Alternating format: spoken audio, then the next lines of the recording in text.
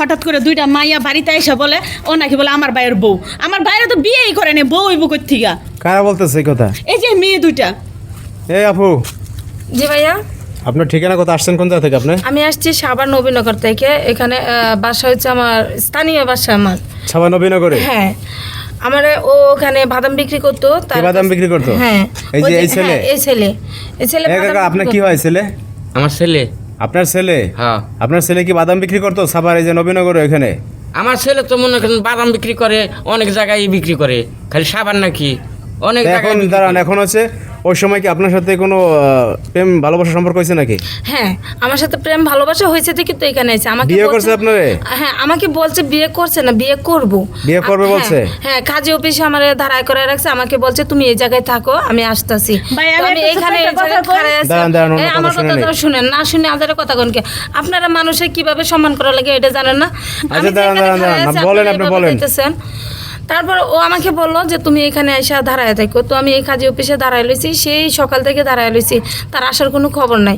তার ফোনটা অতি বন্ধ করে রাখছে।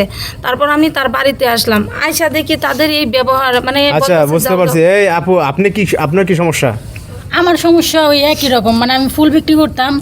তার সাথে তখন ফুল বিক্রি করতে সাভার স্মৃতিসৌধে? হ্যাঁ, ওই যে স্মৃতিসৌধে। তো সে বাদাম বিক্রি করতো, তার সাথে দেখা হয়েছে। দেখা হওয়ার পরে কথাবার্তা বলে মানে যে কোনো ভাবে আমাদের রিলেশন হয়েছে। বিয়ে শাদী করছেন আপনারা নাকি? না, বিয়ে শাদী করি নাই, কিন্তু আমার সাথে কথা বলতেছে যে বিয়ে শাদী করবে আপনারা। এখন আমার বাড়ি থেকে তো চাপ দিচ্ছে বিয়ের কথা। তো আমি তারে জানাইলাম, বললো কি যে কিছুদিনের মধ্যে বিয়ে করব। তো তার মাঝে আবার এই যে আপুটার সাথে রাস্তায় দেখা হয়েছে, মানে একই সাথে আসতেছে। ও জিজ্ঞাসা করছে, তারও দেখতেছেন একই কেস? হ্যাঁ। পরে দুজনে এক জায়গায় বসলাম, সব কথা শুনলাম, শোনার পরে দেখতেছি যে ওই ছেলেটা, মানে আপনার টোটাল কথা হয়েছে দুইজনই কি বিয়ের কথা আশ্বাস দিচ্ছে আপনাদের? হ্যাঁ, আপুটা তো তাই বলতেছে। কিন্তু এখন ঘটনা হয়েছে এই ছোট ভাই, এই যে দুইটা মেয়ে আসছে তোমার বাড়িতে, এখন দুইটা মেয়ে কি মিথ্যা কথা বলে? আরে আমি আবার চিনি না। হ্যাঁ, তুমি বাদাম বিক্রি করো, কোন জায়গা দিয়ে কি করছো না করছো? এর বয়সটাই কি হইছে ভাই? এই যে এত বড় এত লম্বা কেস তো একটা মনে করেন যে বড় বড় মানুষের থাকে না। আপনি চিন্তা দুইটা মেয়ে চলে আসছে বাড়িতে। আরে এত বড়। আরে ভাই শুনেন, আমার ভাই তো মোবাইলই নেই। আপনারা বলছেন আমার ভাই তো মোবাইলই চালায় না, খালি হুট করে কইলো আর মেয়েদের কথা সবকিছু হয়ে গেল, আমরা বাইরে চিনি না। আরে ভাই এই দুইটা যুক্তি করে আইছে হয়তো।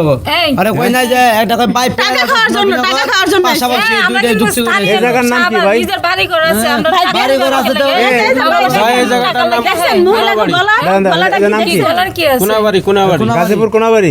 কোনাবাড়ি দেখেন মহিলার কণ্ঠ, এটা গলার কি আছে? বেশি কথা কইবেন পরে কিন্তু বুঝায়। এই আপনারা ভাই আমার কাছে শুনেন।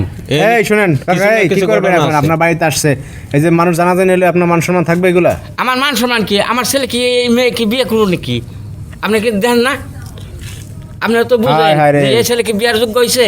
দর্শক ভাইয়েরা আসলে মাথা তো ঘুরে আসলে বুঝতে পারতেছেন না কি ঘটনা। আপনার ছেলে না মিথ্যা কথা বলতে পারে, সে তো কিছু না কিছু ঘটনা ঘটাইছে। ভাই আমার ছেলে বাদাম বিক্রি করে, অনেক জায়গায় বিক্রি করে। প্রমাণ নিয়ে আসেন। শুনেন, হয়তো আপনি এনে প্রমাণ আনবেন, দর্শক ভাইয়েরা আপনাদের কোনো মন্তব্য থাকলে আপনারা কমেন্টস করেন। তারপর আপনি বিয়ে করতে দিবেন।